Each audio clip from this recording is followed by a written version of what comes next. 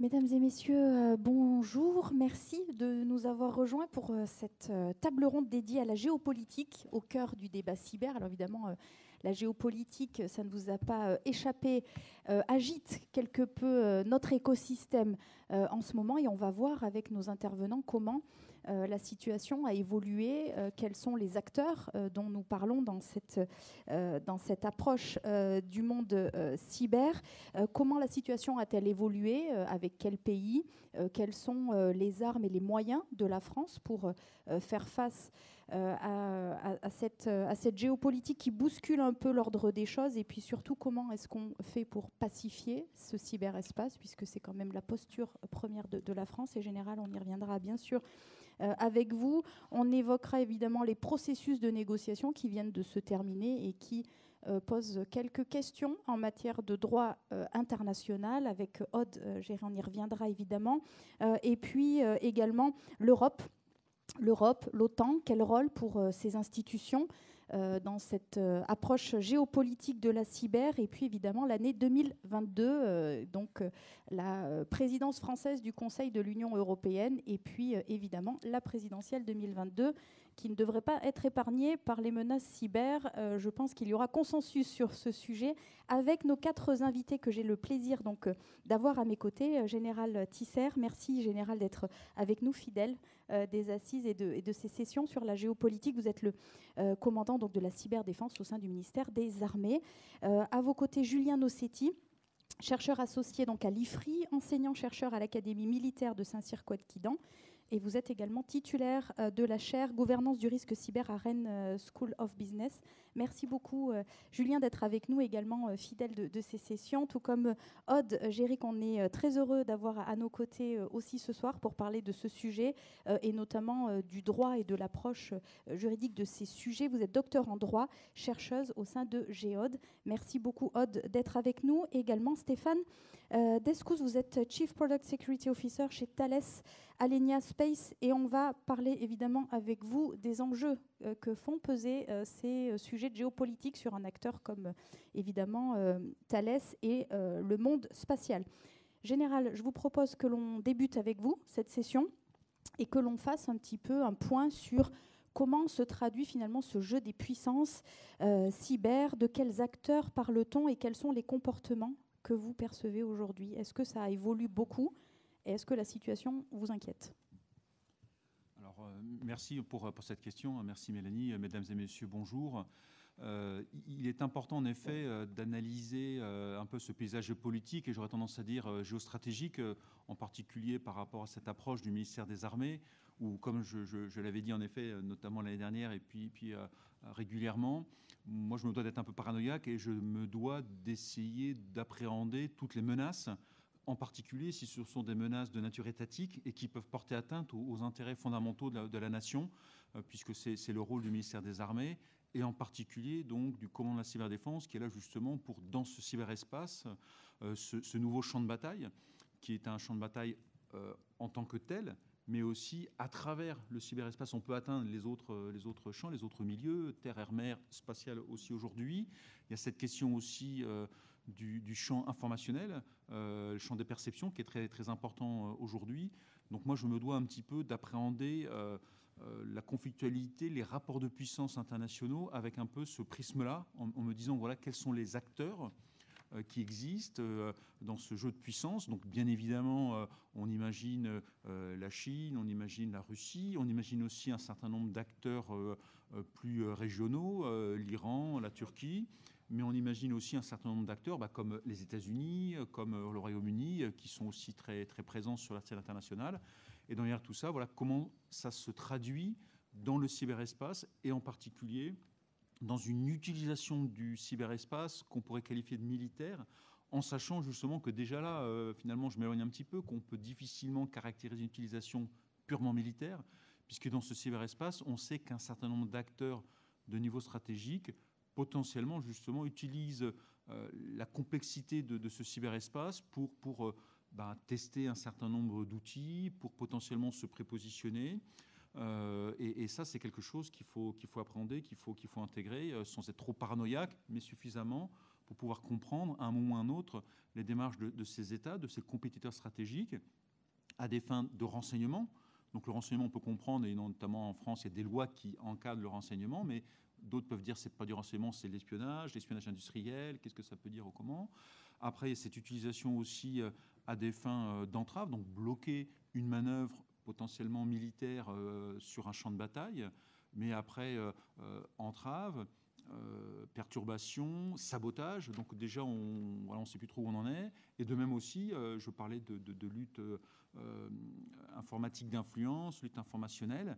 Aujourd'hui, on voit bien que des forces déployées sur des théâtres d'opération dans un contexte pleinement légitime, avec soit des résolutions du Conseil de sécurité de l'ONU, soit des accords de défense passés avec les États en question, donc un cadre très légitime, et bien finalement, ce cadre est challengé en bon français, ou en tout cas un certain nombre d'acteurs s'y opposent. Alors certains ont tout à fait le droit légitimement d'exprimer un avis, mais parfois quand derrière on pressent qu'il y a une structuration organisée pour pouvoir jouer et agir dessus, là on sort aussi du cadre.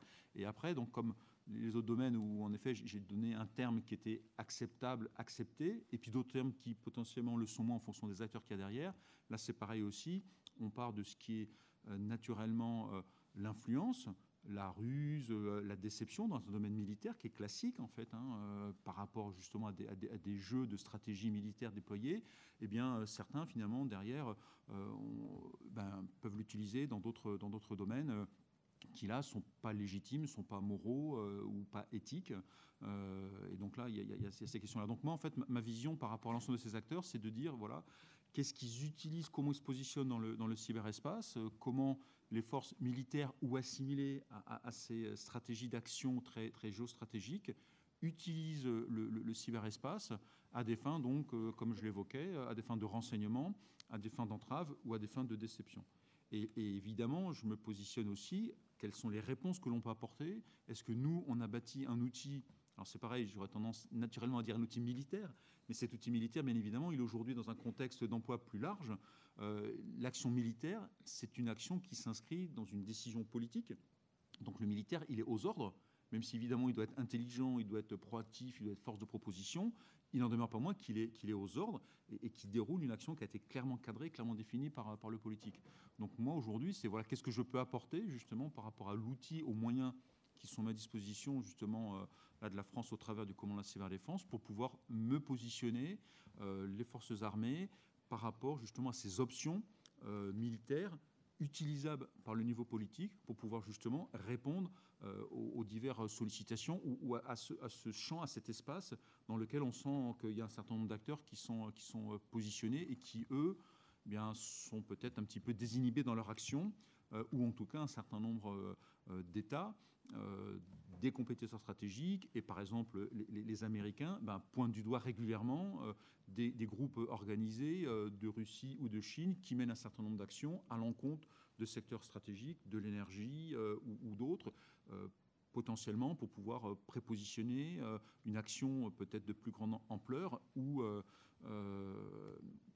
comment dire, se préparer à un certain nombre d'autres actions de déstabilisation pour pouvoir rééquilibrer justement un jeu d'acteurs entre des acteurs qui à un moment ou à un autre se sont positionnés comme étant vraiment des forces de puissance. On est passé d'un monde bipolaire à un monde unipolaire, à un monde multipolaire, peut-être maintenant un monde tripolaire. Enfin là, peut-être en effet, Julien détaillera ces volets-là. Mais il y a vraiment un questionnement derrière, c'est voilà, qu'est-ce qu'on peut faire, comment on peut agir. Et donc aujourd'hui, voilà, au sein du ministère des Armées, au sein du ComCyber, on se pose vraiment ces questions dans ces trois domaines de lutte, lutte informatique offensive, défensive et d'influence, pour pouvoir justement monter en gamme, avoir les outils, avoir les doctrines, ces modes d'emploi qui sont très essentiels, ce mode d'emploi justement, pour un emploi dans un cadre voilà, très juridique, avec le droit national, le droit international, le droit des conflits armés, avec une difficulté que l'on rencontre aujourd'hui, c'est qu'en fait, il y a un droit particulier pour le temps de paix, et un droit particulier du droit des conflits armés. Et aujourd'hui, on le sait bien que ces actions dans le cyberespace, en fait, elles ont déjà commencé. Alors, certains parlent de guerre dans le cyberespace, c'est peut-être un peu excessif, mais il y a des actions menées qui peuvent être offensives et porter préjudice à des intérêts individuels, économiques, plus politiques, plus nationaux. Et donc, il faut être capable de les appréhender. Et donc, d'où, justement, aujourd'hui, cette perception, et je m'arrêterai là pour laisser évidemment la parole aux autres. On n'est plus dans un concept paix, crise, guerre, mais vraiment compétition qui peut aller jusqu'à une contestation à un moment donné, avec justement certains qui vont s'approcher d'un certain nombre de seuils de ce qu'on peut appeler une agression armée par exemple, et puis après on peut aller jusqu'à un affrontement. Donc aujourd'hui justement le principe, et le chef d'état-major des armées s'est exprimé récemment dessus, c'est vraiment ça, c'est qu'on est dans cette compétition, il faut qu'on soit fort dans cette compétition, parce que justement dans cette phase de compétition, c'est là où on peut marquer notre détermination et montrer quels sont nos moyens, notre capacité d'action, pour pouvoir justement gagner la guerre avant la guerre. Ça, c'est quelque chose qui est important. Mais après, on sait qu'à un moment ou à un autre, malheureusement, peut-être que certains vont aller au-delà dans cette phase de contestation. Donc là, il faut être présent, là aussi, être capable de répondre, de réagir. Et puis après, malheureusement, si ça va jusqu'à cette phase d'affrontement, il faut être capable d'être pleinement là-dessus. Et aujourd'hui, se posent des questions justement sur l'outil cyber.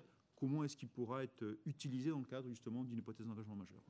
Vous parliez, Général, justement de ces relations avec un certain nombre de pays. Vous les avez cités, hein, les États-Unis, la Chine, mais ces deux-là sont finalement ceux qui sont souvent mis sur le devant de la scène. Mais vous l'avez souligné, il y a d'autres pays qu'il faut suivre, l'Iran, la Turquie notamment. Julien, on peut peut-être en parler un petit peu avec vous. Comment est-ce que vous voyez un petit peu ce jeu des puissances qui s'opère avec des pays dont on parle moins, mais pour lesquels il faut absolument garder une attention très importante? La place de l'Europe dans tout ça? Bien sûr, bien sûr. Est-ce que vous voulez que je revienne peut-être rapidement sur la Russie et la Chine, peut-être, ou c'est pas nécessaire? Deux mots, si vous voulez, puis après... Oui, parce que du coup, c'est vrai que l'action des Russes et des Chinois va aussi déterminer aussi parfois le comportement d'autres acteurs. Donc c'est pour ça qu'il ne faut jamais perdre de vue parfois le jeu des alliances ou des doctrines qui peuvent ensuite inspirer d'autres acteurs. Et là, pourquoi je voulais mentionner très rapidement, hein, je promets la Russie, c'est qu'on s'est rendu compte dans le pays occidentaux, avec quelques années de retard, qu'il y avait un brouillage de leur part entre action informationnelle et action cyber, donc de nature technique. Et ça, c'est quelque chose qui, évidemment, a été suivi de près, qui a inspiré bon nombre d'acteurs de second ou de troisième rang. Je ne sais pas comment on peut les qualifier avec justesse. Et ça, c'est un point évidemment extrêmement important, et qui ajoute un degré de complexité, là aussi, au jeu des acteurs impliqués dans cette cyberconflictualité. Je ne mentionne pas cyberguerre, parce que l'expression est toujours très vilaine, si je peux me permettre. C'est aussi un État, et la Chine s'en est aussi inspirée, hein, qui n'isole pas le cyber, en fait, dans une stratégie plus large, si vous voulez. C'est ce que les Russes appellent une coercition multidomaine. Alors, je ne vais pas rentrer dans des détails davantage de nature militaire, mais si vous voulez, ça va combiner la propagande des cyberattaques, l'utilisation de forces conventionnelles, de forces nucléaires, dans une action, si vous voulez, qui va viser à brouiller les distinctions, précisément, entre guerre et paix. Ça, le général l'a évoqué. Et surtout à empêcher, in fine, une réaction qui est rapide et qui est coordonnée des autorités politiques occidentales. Ici, je me place du point de vue européen. Et ça, c'est quelque chose d'extrêmement, enfin, de tout à fait central, en fait, hein, dans ces jeux politiques. Et tout ça va inspirer d'autres acteurs. Ça, Mélanie, vous l'avez évoqué. Certains acteurs font parler d'eux de façon épisodique. C'est vrai qu'on pense parfois à la Corée du Nord, qui a sa propre logique. Une logique qui est peut-être duale, hein, si vous voulez, qui va, d'un côté, avoir l'objectif d'embêter les États-Unis, notamment pour ce qui a trait au dossier nucléaire et à l'environnement régional de la Corée du Nord, et d'autre part aussi pour assurer la survie financière du régime nord-coréen. Donc il y a aussi une dimension cybercriminelle qui doit alimenter directement les caisses du régime de Pyongyang. Bon, je parle très librement ici dans ce format, mais voilà, dit un peu brutalement, un peu trivialement, c'est un peu le sens de la stratégie nord-coréenne. Et puis au-delà de ça, vous avez l'Iran, qui est un acteur là aussi intéressant, si on se place du point de vue des autorités, bien sûr, qui a développé des capacités assez vastes, notamment dans la presse Stuxnet, qui a constitué un petit peu le moment de réveil, hein, si vous voulez, de Téhéran en matière de cyberdéfense. L'Iran, comme d'autres acteurs, hein, notamment la Corée du Nord, passe parfois par des proxies, des acteurs intermédiaires qui iront commettre telle ou telle cyberattaque en essayant de brouiller là aussi les responsabilités et l'attribution. Et là, dans le cas de l'Iran, on pense souvent à un groupe APT33, hein, pour celles et ceux d'entre vous qui en ont entendu parler, qui parfois est dans une démarche de cyberespionnage assez classique, on va dire. Parfois peut aussi servir de repérage en prévision d'une future attaque de plus grande ampleur. ou parfois c'est un groupe qui peut constituer un moyen de pression contre les États-Unis. Donc l'Iran ne se distingue pas forcément de la masse d'autres acteurs, mais c'est un acteur à prendre très au sérieux, surtout au Moyen-Orient, dans le cadre de la compétition avec l'Arabie Saoudite, avec des affaires là aussi de piratage, notamment contre Saudi Aramco il y a quelques années, qui ont été assez sérieuses.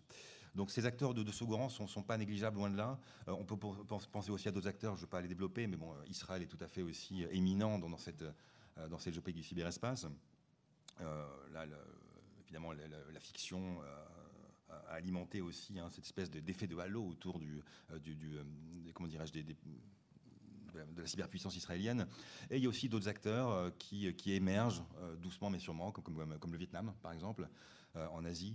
Le Canada n'est pas non plus à ignorer totalement. Voilà, je me limiterai peut-être à ces acteurs-là. C'est déjà un panorama particulièrement riche qui amène effectivement un certain nombre de questions, et on prendra aussi des questions dans la salle tout à l'heure pour revenir sur certains des points. Aude, on peut peut-être parler aussi du cycle de négociation, puisqu'il vient de se terminer. Alors il y avait donc deux rapports de groupes, les US d'un côté, la Russie de l'autre, deux rapports qui ont donc deux processus qui ont adopté deux rapports. Alors, ça peut paraître une bonne nouvelle. Quand on en discute avec vous, visiblement, ça suscite quelques interrogations et notamment des inquiétudes en matière de droit international à l'issue de ces rapports. Qu'est-ce qui vous inquiète ? Alors, effectivement, très rapidement, pour remettre en contexte l'existence de ces deux processus, ça fait plus de 20 ans que les États au sein des Nations Unies discutent des questions des technologies de l'information et de la communication dans le contexte de la sécurité internationale. Donc, on est vraiment sur cybersécurité et sécurité internationale. Et pendant longtemps, au-delà des résolutions annuelles de l'Assemblée générale, on avait ce qu'on appelait des groupes d'experts gouvernementaux, donc entre 15 et 25 États, qui pendant 1 an, 2 ans se réunissaient, négociaient et essayaient d'adopter un rapport.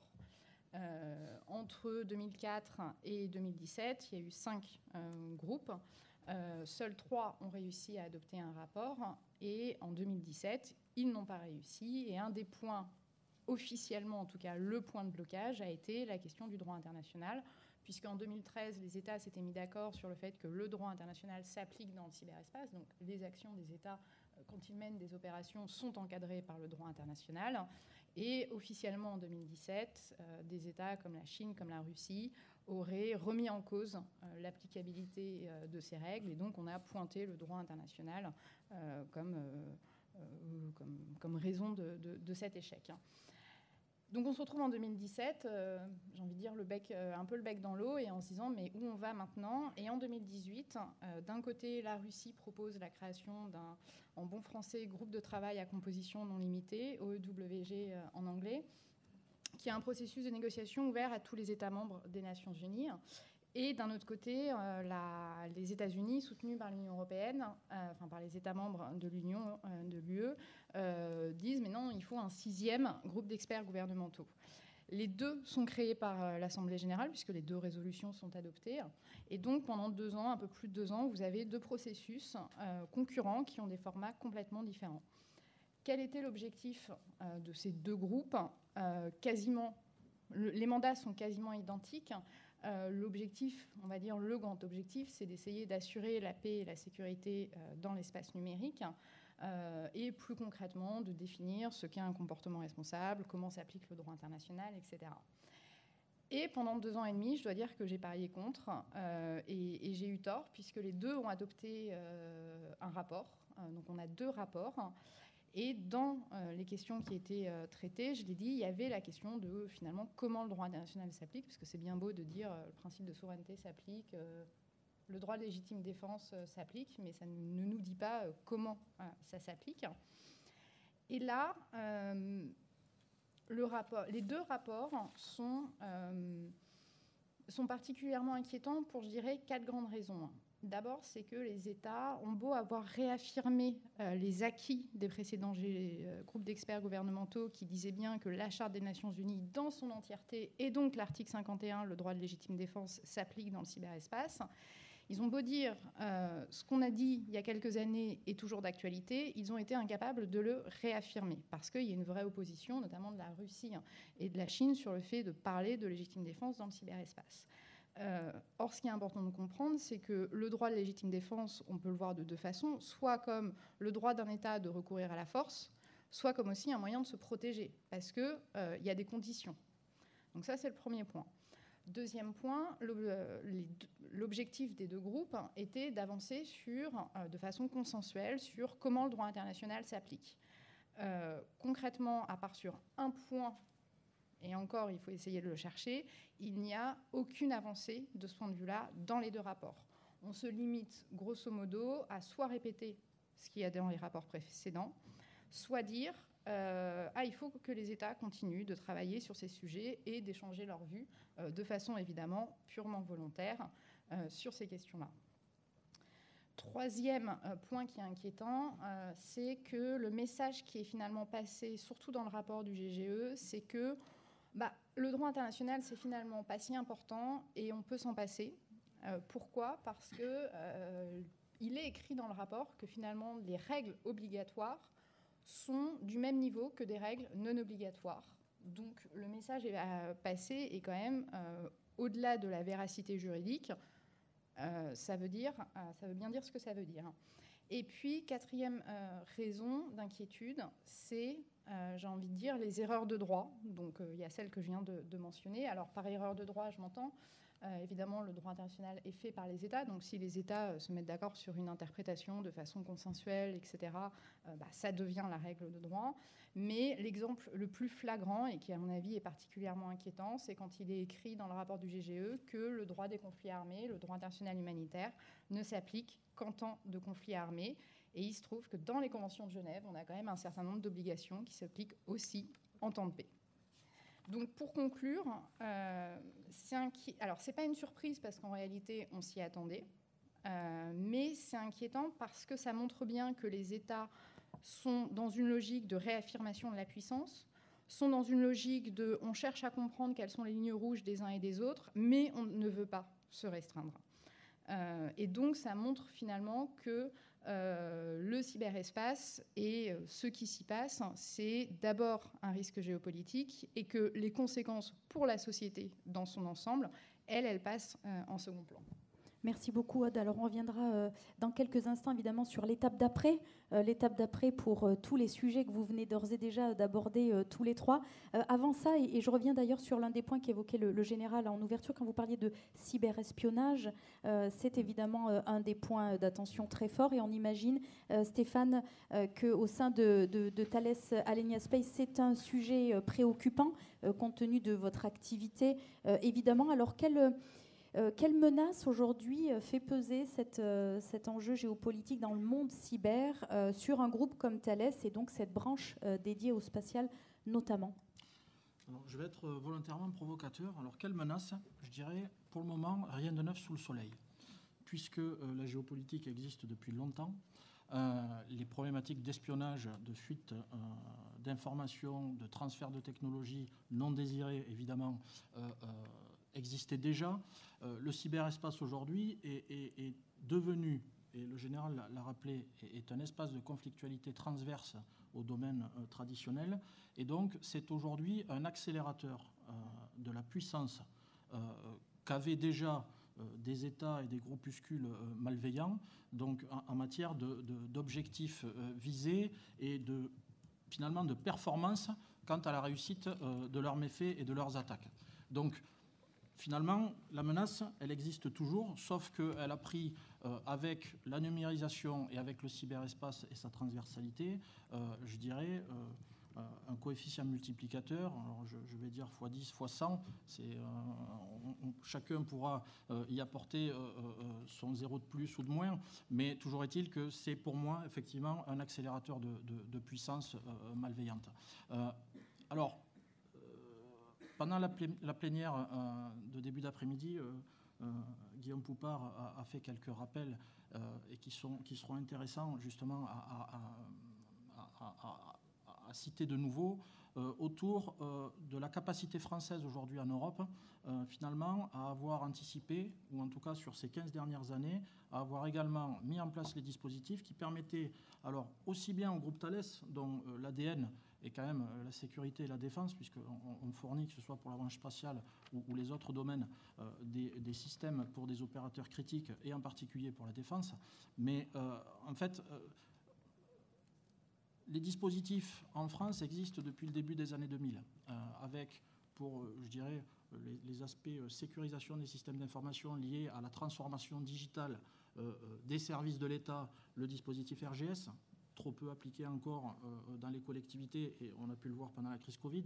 Mais pour la partie industrielle, avec la création de la sécurité des activités d'importance vitale, avec la création du plan de protection du patrimoine scientifique et technique de la nation, tous ces dispositifs-là ont permis sur ces 15 dernières années à des industriels, et là je me fais l'écho pour tous les industriels, aussi petits ou gros soient-ils, de bénéficier d'appui juridique, d'appui des services de renseignement, du soutien des inspecteurs de contre-ingérence cyber de la DRSD ou de la DGSI, de pouvoir dresser, éveiller les industriels à toutes ces problématiques qui sont des conséquences de la géopolitique, des problématiques terrain quant à l'espionnage, quant au piégeage, quant à l'infiltration d'agents étrangers ou de cyber attaques, je dirais, plutôt avancées, les fameuses APT. Donc tout ça a permis quand même de pouvoir dresser et faire monter à maturité, on va dire, l'industrie au sens global. Depuis peu, je n'aurai pas la date exacte, mais le général le saura probablement, le ministère des Armées a signé une convention cyber avec les acteurs majeurs de la base industrielle et technologique de défense française, la BITD. Justement, cette convention vise également à créer ce que Guillaume Poupard appelait un cercle de confiance entre les services de renseignement, donc un premier cercle.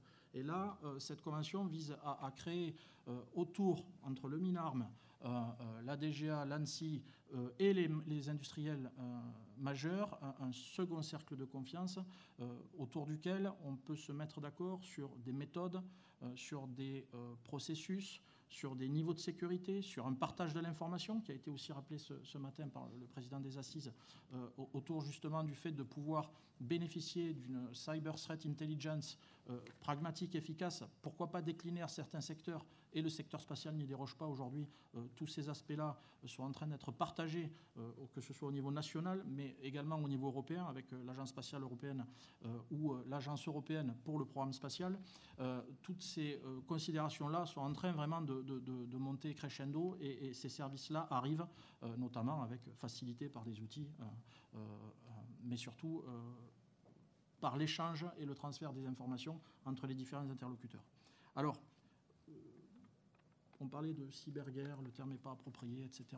C'est vrai.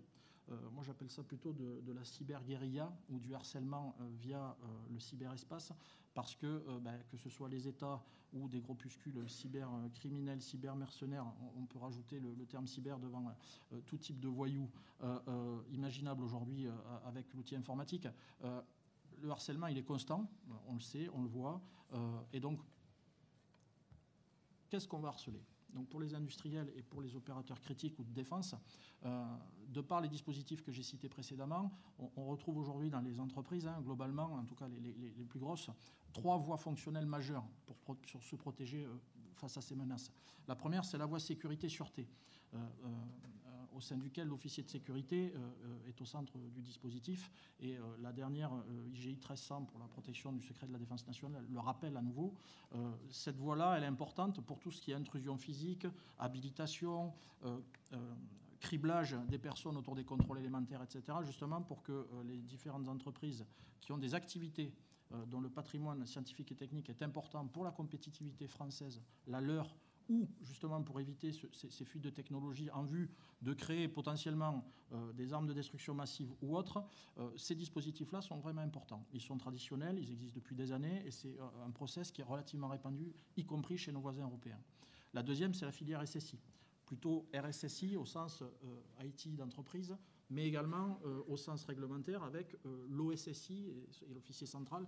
Donc là, c'est la voie, je dirais, beaucoup plus IT, entreprise et régulée au sens réglementaire, qui va justement s'assurer de la protection des moyens informatiques, des systèmes d'importance vitale, y compris des réseaux sensibles. La troisième voie, qui apparaît depuis de nombreuses années maintenant, mais qui commence vraiment à se modeler, je dirais, un peu plus proprement avec des bons termes, c'est la voie sécurité produit. La voie sécurité produit, là je vous ai parlé de la sécurité du site, des habilitations, on parle des réseaux d'entreprises à partir desquels on va pouvoir travailler, mais cette sécurité produit, elle parle surtout du système que l'on conçoit. Et vendre un système, qu'il soit spatial ou autre, par exemple à la Corée du Sud, qui est en conflit ouvert avec son voisin du Nord, sans se poser la question effectivement géopolitique ou quelle est justement la surface d'attaque qu'on va laisser potentiellement aux agresseurs de ce client ou de ce pays, c'est un sujet aujourd'hui majeur. Donc la géopolitique s'invite sur la table de la sécurité produit. Et donc, plutôt que d'avoir une approche de conformité réglementaire aux requirements que les clients vont nous demander de respecter, on a aussi cette approche aujourd'hui de plus en plus orientée risk management, justement, qui va venir compléter cet aspect requirement et qui va nous permettre, par notre devoir de conseil, tout simplement, de pouvoir soit éveiller le client sur ces sujets-là, soit en tout cas permettre de construire des produits, on va dire, beaucoup plus cybersécures, ou en tout cas qui répondront à la menace actuelle.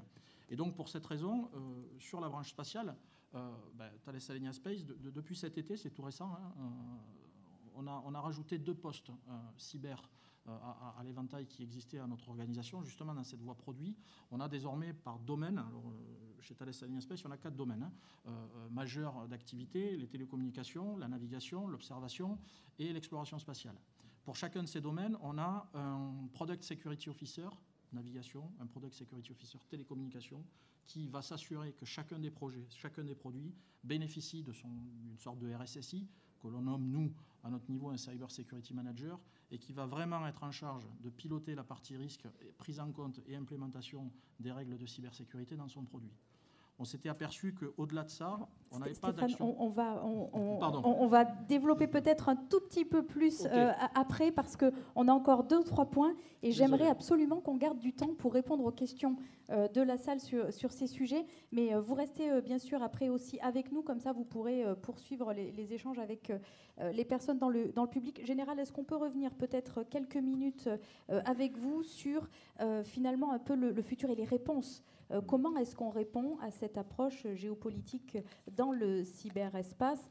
Il y a évidemment des armes dont dispose la France. L'objectif, et je sais que vous y êtes aussi toujours très attaché, c'est de pacifier ce qui se passe dans ce cyberespace et pas forcément d'aller dans l'escalade de l'agressivité et de la violence. Et puis peut-être un point sur la stratégie de lutte informationnelle, vous l'avez souligné, des annonces doivent être faites par Madame la Ministre d'ici à la fin de l'année. Donc on voit bien que finalement l'ensemble des dispositifs se renforce, se structure, se durcit aussi pour la France.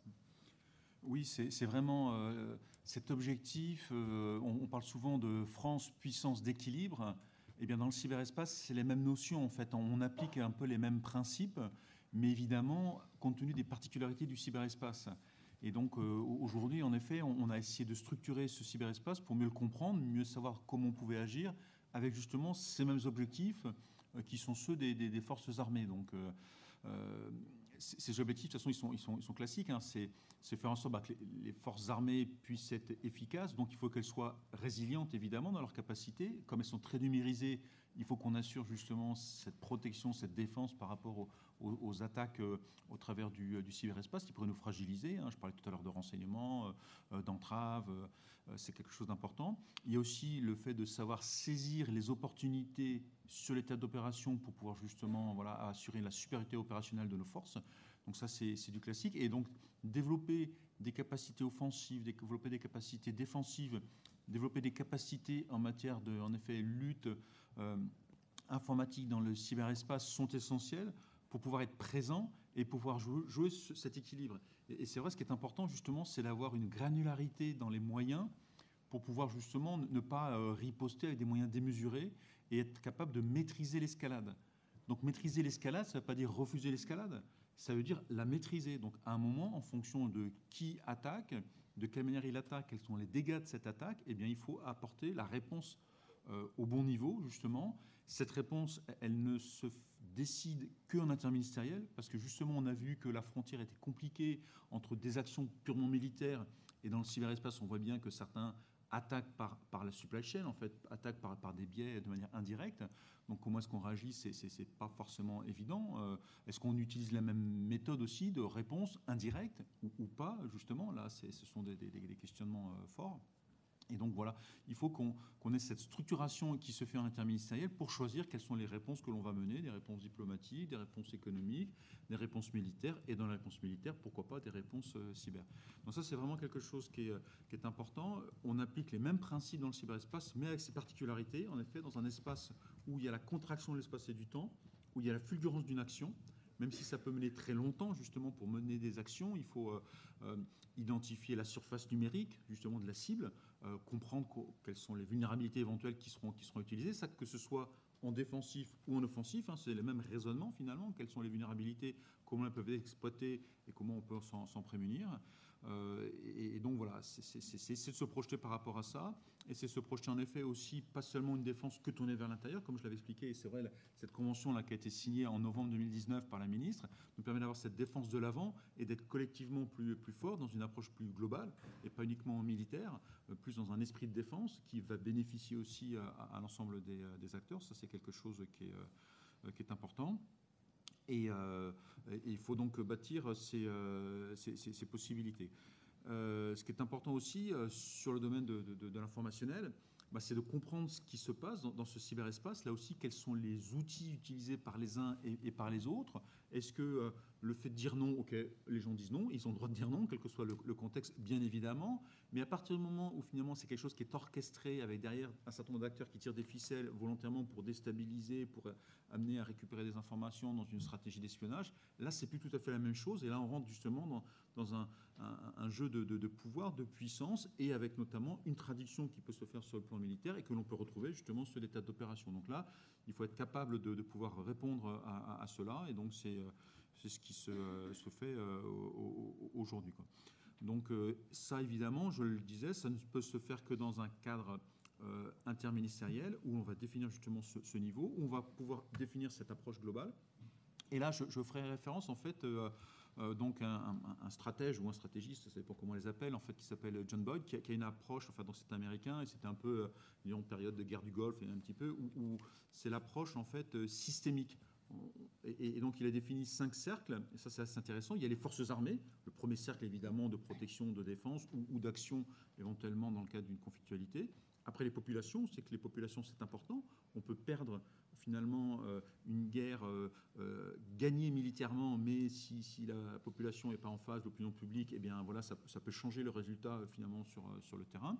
Après, il y a les infrastructures, bien évidemment, aussi, qui permettent à un État de fonctionner, de vivre. Il y a aussi un autre cercle qui est un petit peu tous ces flux, justement, de carburant, d'électricité, qui permettent d'animer, de faire vivre un État. Et puis, il y a évidemment une direction qui permet de décider, enfin, un niveau politique qui va choisir. Donc, en fait, John Boyd a dit, voilà, dans cette approche systémique, on choisit finalement qui on va attaquer, sur qui on va faire peser l'effet. Et certes, peut-être qu'en effet, le conflit traditionnel, la bataille décisive entre des armées, aujourd'hui, on voit bien, et notamment par rapport au cyberespace, que finalement, on peut changer et on peut décider d'attaquer ou d'agir sur l'opinion publique, justement, pour qu'elle soit contre les forces armées, qu'elle les soutienne plus. Et ça, pour les militaires, c'est dramatique. S'il n'y a pas le soutien de l'opinion, en fait, de la nation derrière, même si l'action est légitime, c'est compliqué, en fait. Et alors, en fait, et pour raccourcir un petit peu, donc aujourd'hui, grâce ou à cause du cyberespace, non seulement on peut choisir ce que l'on veut dans ces 5 cercles, mais on peut aussi les attaquer les 5 en simultané.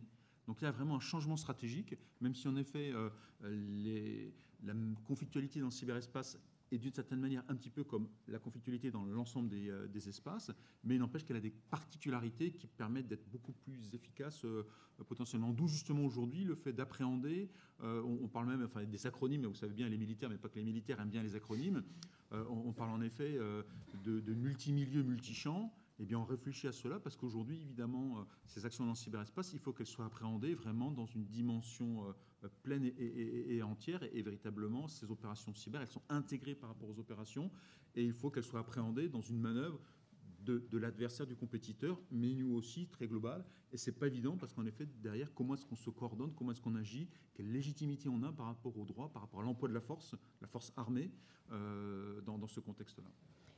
2022, Julien, alors on se projette un petit peu, c'est quand même finalement dans quelques mois seulement. La présidence française du Conseil de l'Union, la présidentielle évidemment. Comment est-ce que vous voyez, vous percevez, vous anticipez cette année 2022 ? Qu'est-ce que vous pouvez redouter ? Qu'est-ce que vous craignez ? La réponse vaut très cher.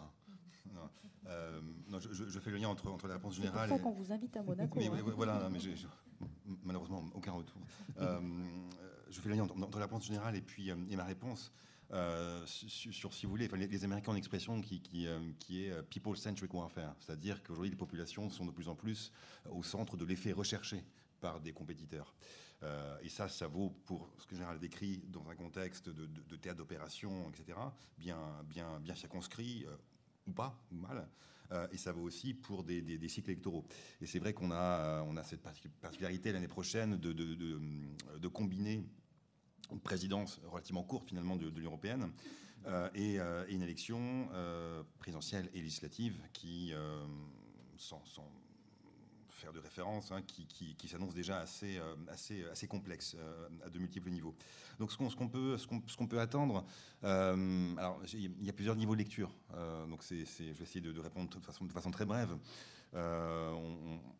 Comme en 2017, on peut attendre une exploitation décomplexée de la part de compétiteurs vis-à-vis de failles sociales, économiques, politiques qui restent bien présentes dans notre pays.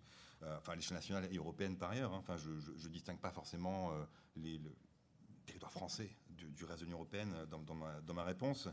Des failles qui restent présentes. Alors c'est à la fois peut-être les travers de nos institutions. C'est aussi des mouvements sociaux qui n'ont pas été résolus ou auxquels aucune satisfaction concrète n'a été apportée depuis quelques années. C'est aussi des vulnérabilités qui restent bien présentes sur un plan plus cyber.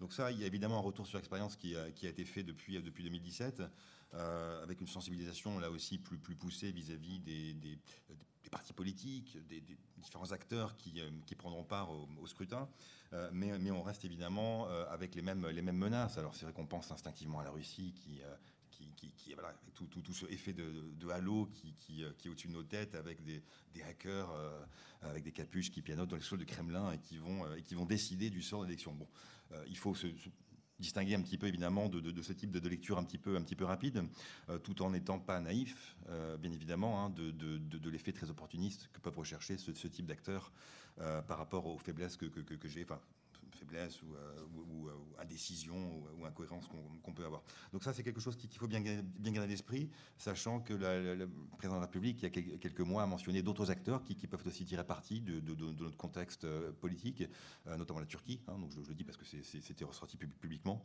avec une exploitation là aussi tout à fait décomplexée de notre cadre politique et social.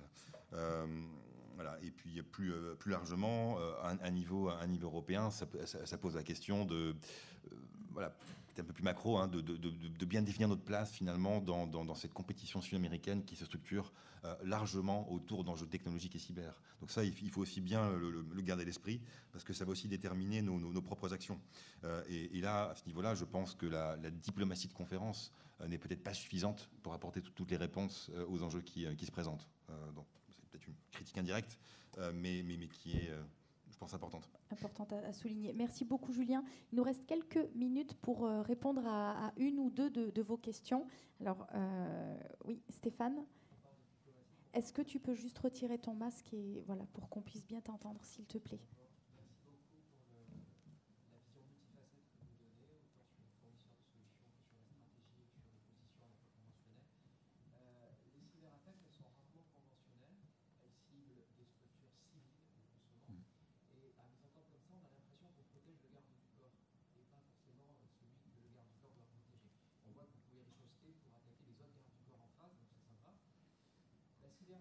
La cyberdissuasion, c'est ma question,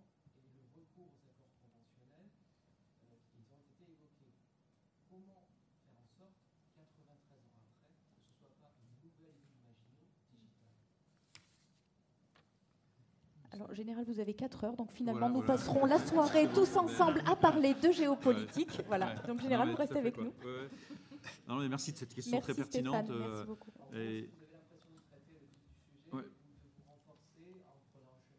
Oui, non, mais tout à fait. Alors en fait, ces notions justement derrière, alors vous parlez de dissuasion, et c'est vrai que la dissuasion aujourd'hui, on a plutôt tendance au sein du ministère des Armées à dire, voilà, la dissuasion c'est nucléaire par rapport à ces enjeux vitaux, mais c'est pas pour autant en effet que dans le cyberespace, et comme je l'évoquais tout à l'heure, dans cette période, cet espace un peu de compétition, où là on peut décourager les adversaires d'utiliser un certain nombre de moyens, et je pense que le fait de montrer qu'on a des capacités, qu'on est capable de réagir, qu'on est capable de riposter, d'une certaine manière, quand même, ça fait penser à 2 fois à ceux qui voudraient nous attaquer.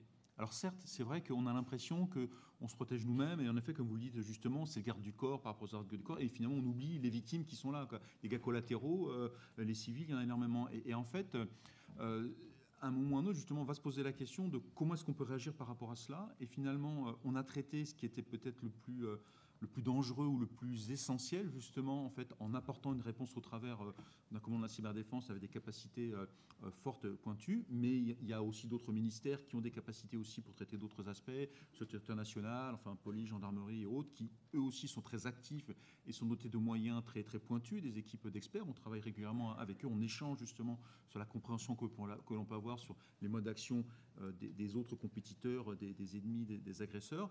Donc en fait, au travers de tous ces échanges, en fait, on diffuse les expertises, les connaissances que l'on peut avoir. Mais en effet, aujourd'hui, je pense que, et vous avez raison, il faut qu'on monte en gamme dans cette capacité de riposte, qui aujourd'hui peut se faire en effet, mais dans des cas un peu extrêmes, avec des moyens, entre guillemets, militaires, ou en tout cas nationaux, étatiques, par rapport à des enjeux stratégiques. Et là, je pense qu'il faut qu'on trouve en effet comment on peut monter en gamme et comment on peut réagir, comme on l'a fait finalement, et un peu Guillaume Poupard l'a évoqué, avec l'ANSSI, mais aussi en bas en effet à CIMA, et puis ce lien. Mais il faut qu'on fasse pareil aussi pour pouvoir en fait décourager pas seulement les grands compétiteurs stratégiques qui vont y réfléchir à 2 fois parce qu'ils voient nos capacités et nos résultats au travers d'exercices comme Lockheed ou autre chose internationaux où on montre qu'on est capable de faire. Il faut qu'on ait en effet cette réponse intermédiaire finalement qui est importante, et je pense qu'on a les capacités de la développer. Maintenant, il faut en effet une véritable volonté pour qu'on puisse le faire et des moyens pour le faire. Une dernière question, monsieur. Oui, j'ai une question sur des initiatives comme l'appel de Paris pour la paix dans le cyberespace. Est-ce que ça a un intérêt? Est-ce que c'est illusoire? Comment est-ce que ça pourrait faire avancer les choses? Je pense que ça a un véritable intérêt, mais ça n'engage que moi. Mais je pense que Julien, peut-être un mot sur l'appel de Paris. Je pense que comme vous voulez. Ou une réponse à 2 voix, c'est possible aussi. Oui, bien sûr. On est déjà en retard. Je dirais que ça ne remplace pas les mécanismes de diplomatie traditionnelle, puisque d'abord, le droit international, la diplomatie, c'est fait par les États. L'ordre juridique international, les États sont des sujets de droit. Maintenant, l'avantage principal de l'appel de Paris, c'est peut-être d'essayer de mobiliser des acteurs qui, jusque-là, n'étaient pas mobilisés sur ces questions-là, et de leur faire prendre conscience qu'ils vont être directement impactés par ce qui se décide à l'ONU. Parce qu'entend, et ça je l'ai entendu un nombre de fois incalculable en discutant avec des entreprises, mais ce qui se passe à l'ONU, ça ne nous concerne pas. Enfin, c'est les États, c'est la diplomatie, c'est les diplomates. Non, en fait, ça vous concerne directement parce que les décisions qui sont prises, elles ont un impact sur vous. Le réseau, il est administré par le secteur privé notamment. Et aujourd'hui, quand on voit l'état des discussions sur les questions de cybercriminalité à l'ONU, croyez-moi que chaque personne dans cette salle, en tant que citoyen, a de quoi être inquiète. Donc, l'appel de Paris, même si ça ne porte pas sur les questions de cybercriminalité, peut amener, en tout cas sur les questions de sécurité internationale, peut participer à une prise de conscience.